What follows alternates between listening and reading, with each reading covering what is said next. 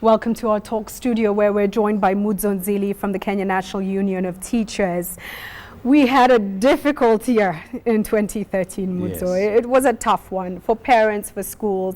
There were great social implications to the strike that we saw from the teachers. And I don't think anybody is begrudging teachers a good living and a decent life. But the question being asked now is KNUT just resorting to strikes far too much? Are there other mechanisms perhaps that can be used? Let's start there.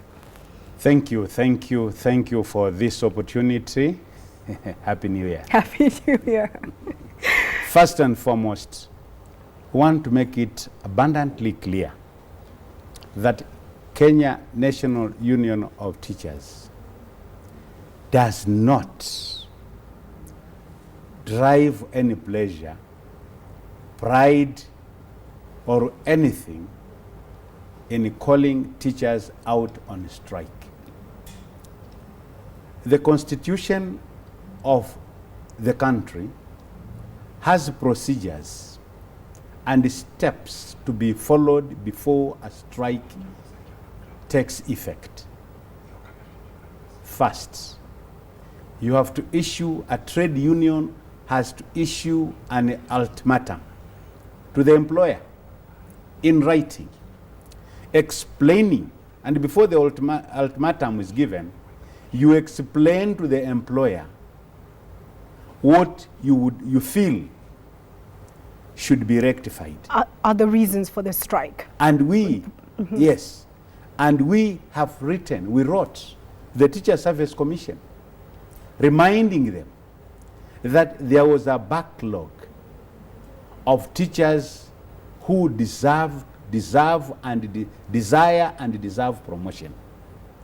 Way back when people were doing the budget, we made our proposals and indicated that we needed money to be set aside to cater for employment of 40,000 teachers, promotion of teachers, implementation of legal notice number 534, and the rest of the issues. The budgetary process or the budgeting committee did not put into consideration all those demands. Let me stop you there, because you use two very interesting words. You say desire and deserve. Okay. Yes. So let's start with those two words. Thank you. Touch on an UEZO report. 11 out of 100 children in Standard 8. You know this. I don't have to tell you. Yes. 11 out of 100 children in Standard 8 cannot do simple class 2 division. Yes. Okay? 1 out of 5 children in Standard 6 to Standard 8 don't know the meaning of the colors of the Kenyan flag. So from academics in class to even social matters, we are losing our children. A World Bank report indicated that there are major issues with absenteeism, particularly in certain areas. But it exists. So teachers who don't go into class to teach, who perhaps have other jobs or businesses that they run. So let's discuss deserve. I appreciate. I want us to go back a bit. During the introduction of free primary education, there was an influx, or rather, the gross enrollment rate increased. You realize that from 2003 until today, over 9-point-something million children have come to school to be handled by the same number of teachers who were there in 2002. The teacher-student ratio has continued to grow.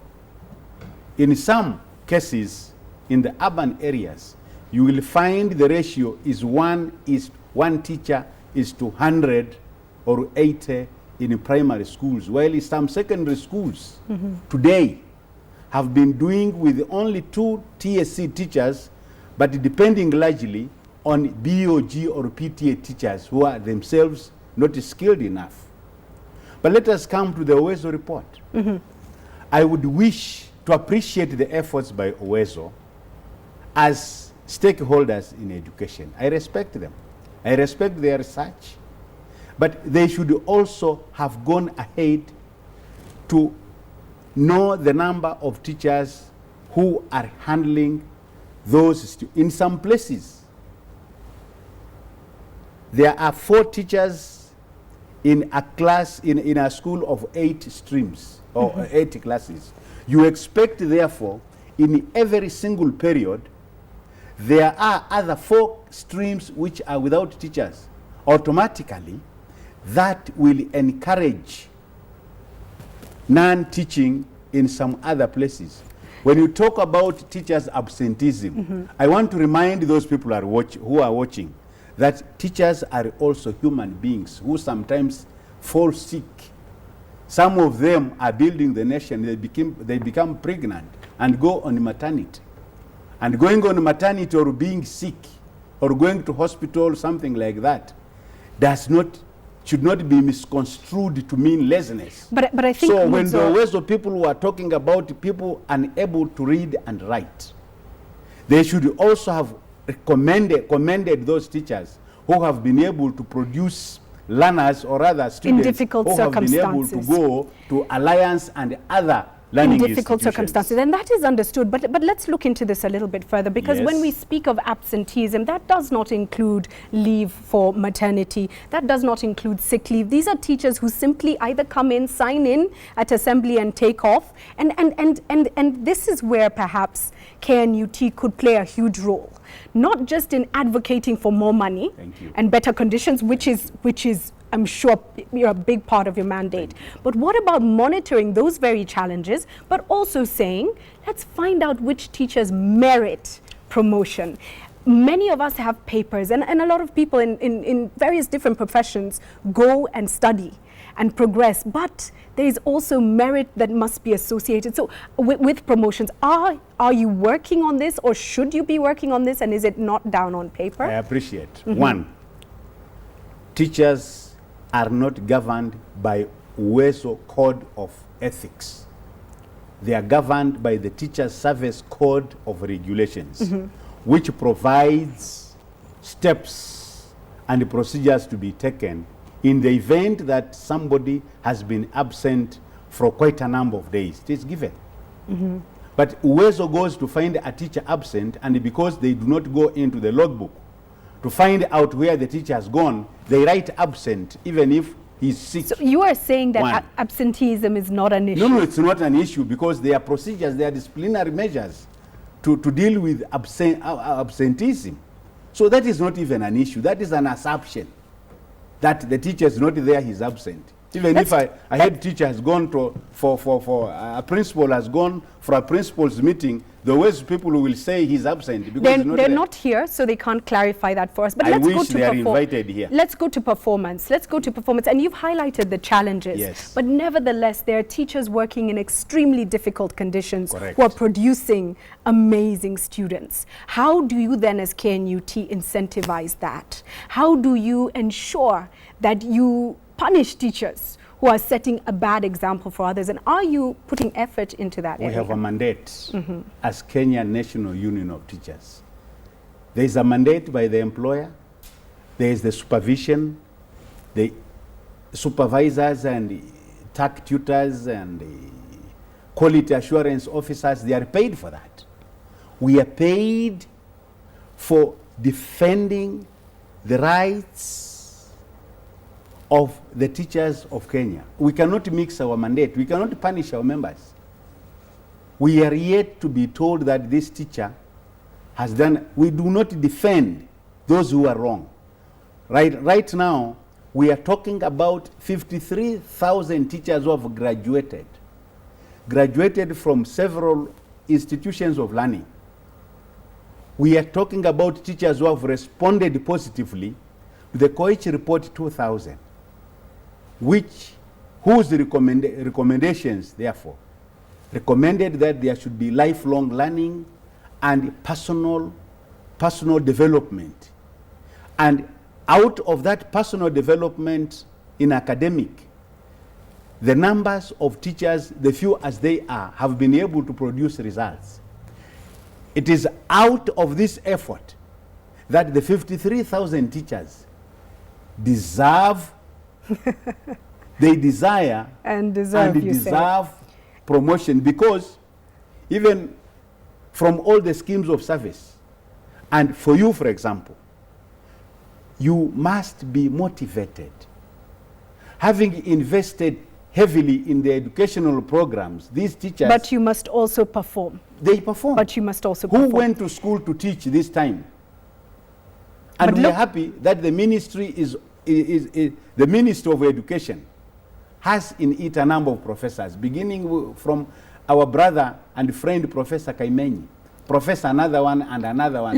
Name them. Let me stop. Who realize and recognize the meaning of motivation. Let me stop you there. Again, I think the public and the views coming in to this question, everybody sympathizing and wanting our teachers to have the esteem and the dignified lives that they deserve, certainly. But concern about how these actions are taken. One teacher here saying, for instance, I'm a teacher, but I'm tired of strikes every now and again. It's too much. Somebody else saying, we are used to teachers striking without good reason. So you see, the public is getting tired. Let me ask this. What can parents who are concerned sitting at home expect over the next few days and weeks? They should expect that the schools will be opened tomorrow, and we are urging our members to report to their places of work. As we consult with our organs and the structures. The National Steering Committee is meeting tomorrow. The National Executive Council at an appropriate time will meet. But I want people to understand, before you go to that, I want people to understand how people arrive at going on strike. One, when you give an ultimatum, you have given an opportunity for the government to organize themselves and invite the leadership for dialogue. If that is not there, then that insensitivity attracts another action, where now you give a strike notice. A strike notice, again, is a period enough for the government to consult, to call us for any dialogue. Come to the table. If there is no dialogue, come to the table. The government we elected, we put in place, people we trust and respect. If they do not want to call us to discuss, what is our alternative? A strike has always been our last alternative. My final question to you tonight, Mudzo. You have a war chest of sorts. The Kenya National Union of Teachers has a budget that you say will buffer your teachers. In the event of a strike, they will be buffered for a period of time.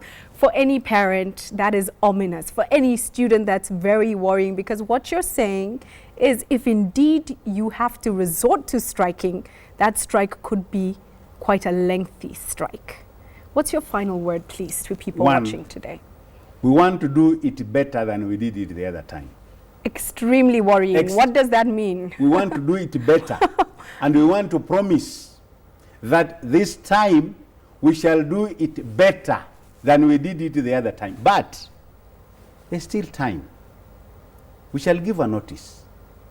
This government has ears. This government has all the opportunity to call us and discuss, to give us, you know, their side of the story. We cannot get responses through the print media. We cannot get replies through the electronic media. We have offices, we have ears, we have contacts.